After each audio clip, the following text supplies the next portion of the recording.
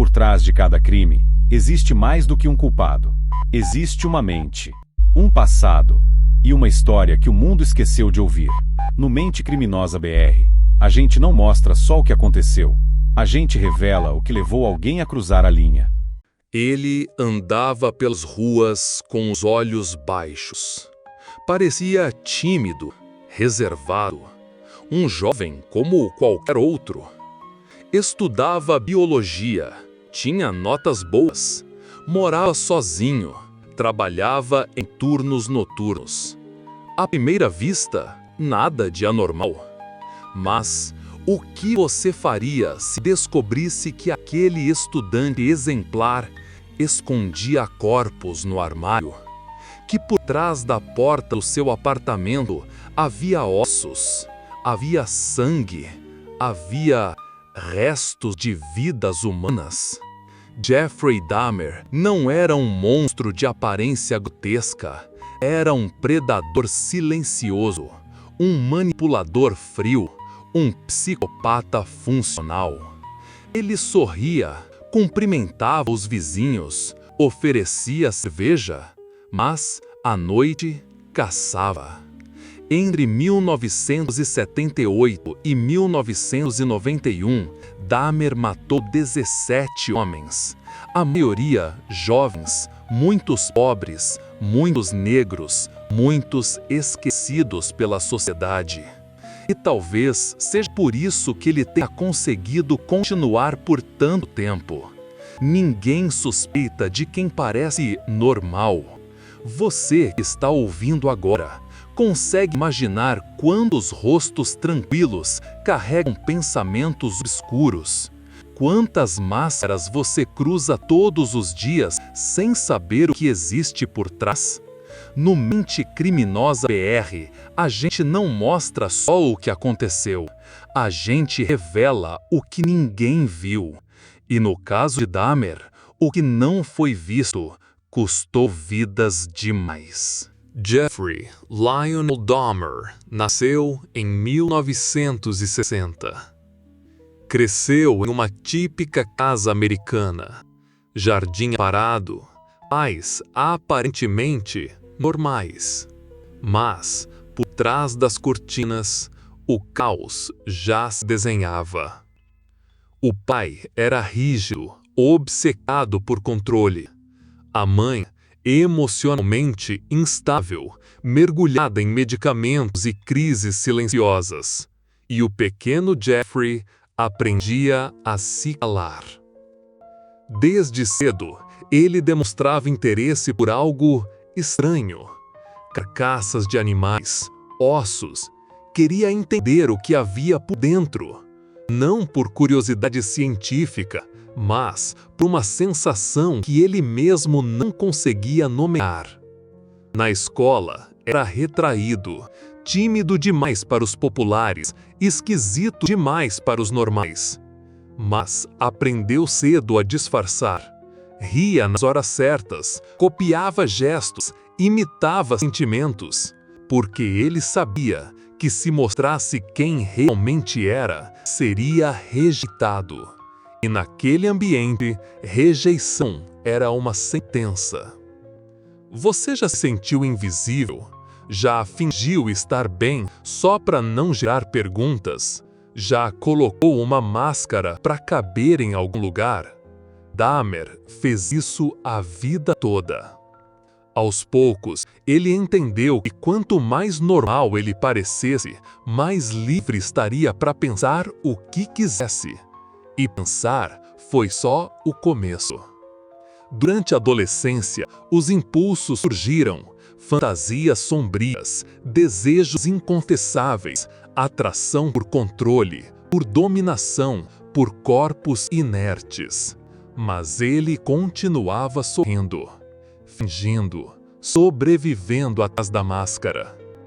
O garoto esquisito cresceu, e com ele cresceu também a escuridão. Verão de 1978. Jeffrey Dahmer tinha apenas 18 anos. Recém-formado no ensino médio. Sem rumo, sem planos, sozinho em casa. Foi nesse cenário que ele encontrou Steven Hicks, um jovem de 18 anos como ele, cabelos compridos, boa aparência, pegava carona rumo a um show de rock. Dahmer ofereceu carona, convidou o rapaz para beber em sua casa. Conversaram, riram, ouviram música. Mas quando Steven disse que precisava ir embora, algo quebrou dentro de Jeffrey. O medo da perda, a angústia da rejeição, o impulso de manter o outro para sempre.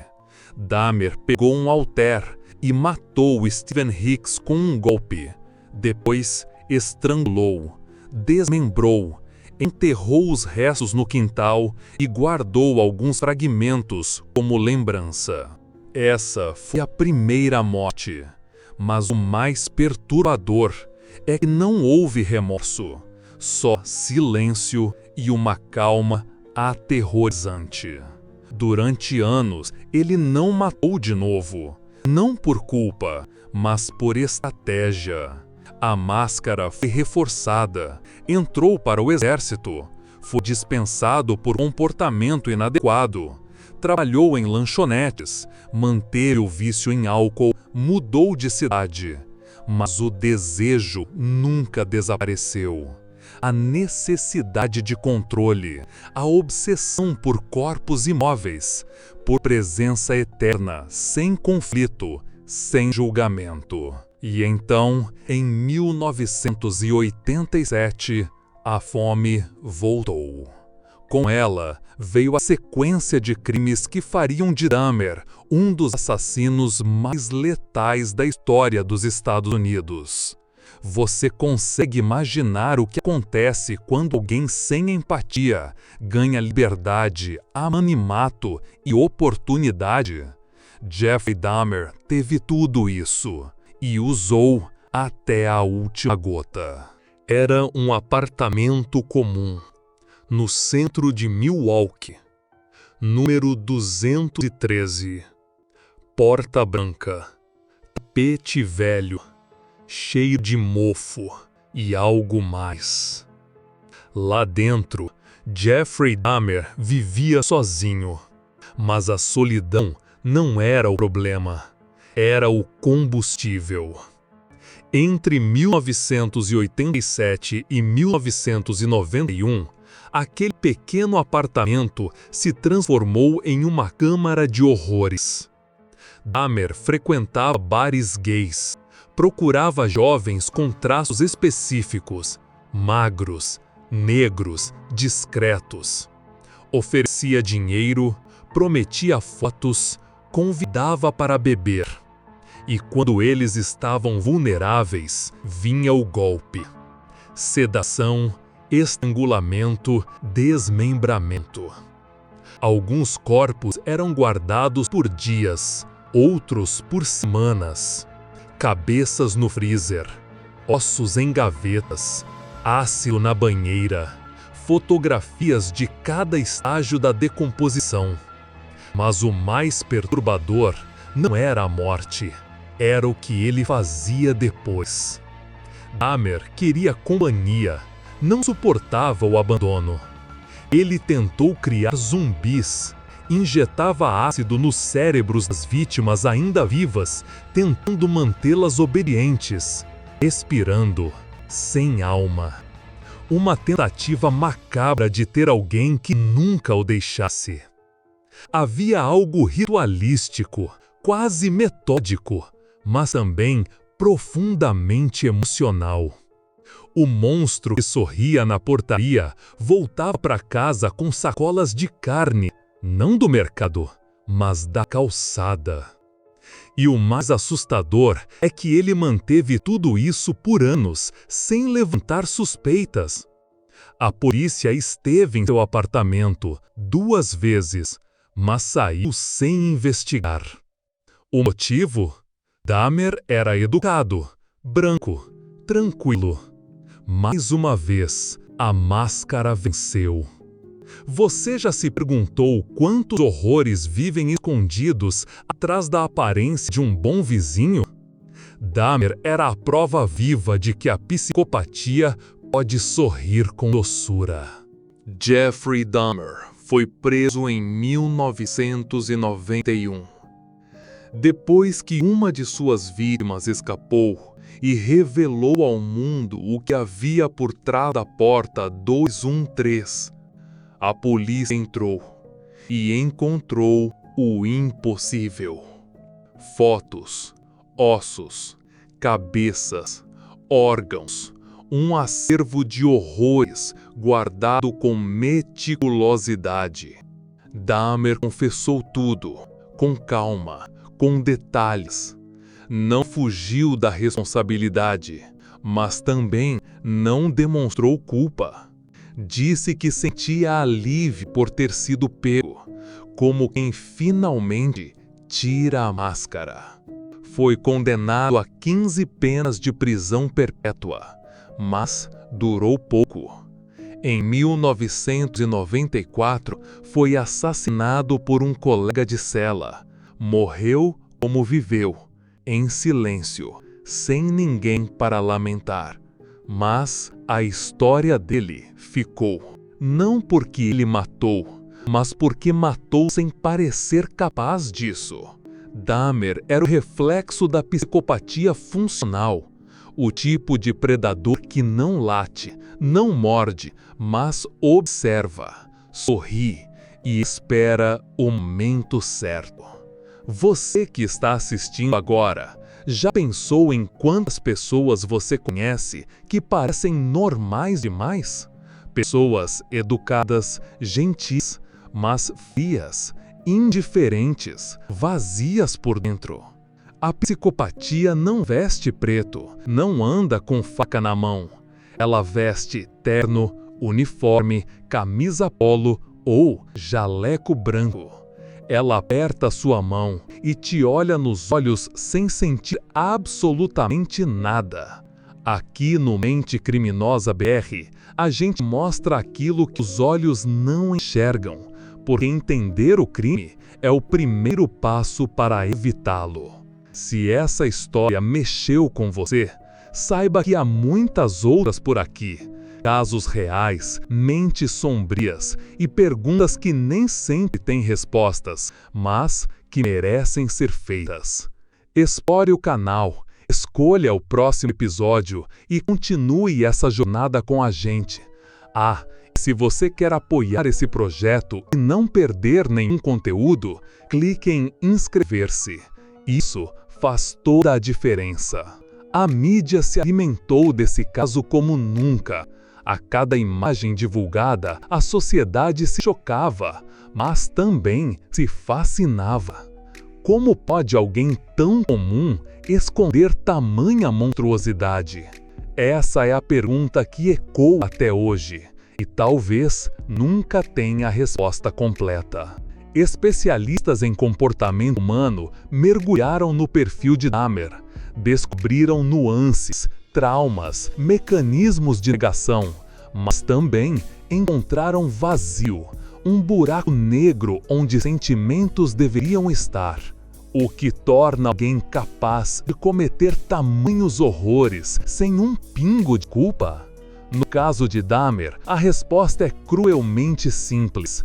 Ele não via suas vítimas como pessoas, mas como objetos, como presenças descartáveis, corpos manipuláveis, peças para satisfazer desejos doentios. E isso é o que torna sua história ainda mais perturbadora, porque se alguém consegue fazer isso com tamanha calma, o que nos garante que não existam outros? Ele não era um caso isolado, era um sintoma de uma sociedade que ignora sinais, que romantiza comportamentos, que desumaniza silenciosamente. Quantas vezes você já ouviu alguém dizer: ele era estranho, mas inofensivo? Ou, pelo menos, era educado? Essas frases são o primeiro escudo dos predadores sociais. E Dahmer sabia disso. Por isso sorria, por isso fingia, por isso agia sem ser notado. Depois da prisão, muitos vizinhos afirmaram que sempre desconfiaram de algo, mas ninguém quis ser o primeiro a falar. Ninguém quis parecer paranoico ou preconceituoso. Essa é outra lição cruel deixada por esse caso. A omissão pode ser cúmplice.